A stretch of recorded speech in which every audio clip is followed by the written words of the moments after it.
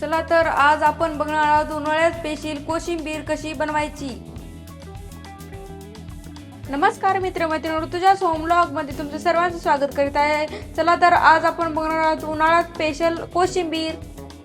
चला तर आता आपण बघणार आहोत कोशिंबीर करण्यासाठी काय काय साहित्य लागणार आहे। तर त्यासाठी मी अर्धी वाटी घेतलेला आहे, दही घेतलेला आहे तातं, आणि बारीक चिरून टोमॅटो घेतलेला आहे, 2 मिरच्या पण बारीक करून घेतलेल्या आहेत, गोबी पण बारीक करून घेतलेली आहे, गाजर बारीक करून घेतले, काकडी पण बारीक करून घेतलेली, आणि हे कढीपत्ता पण घेतलाय, कोथिंबीर, आणि त्यानंतर हे कांदा पण बारीक करून घेतलेला, वाटाणा पण।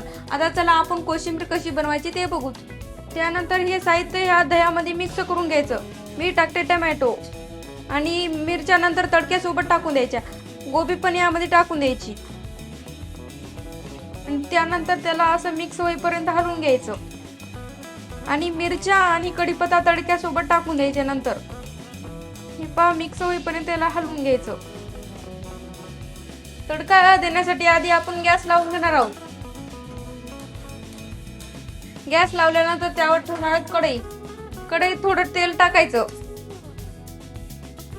तेल मस्त लगेच तापू द्यायचं। त्यानंतर त्यामध्ये टाकून द्यायची मोहरी मस्त तडतडू द्यायची। त्यानंतर टाकून द्यायची त्यामध्ये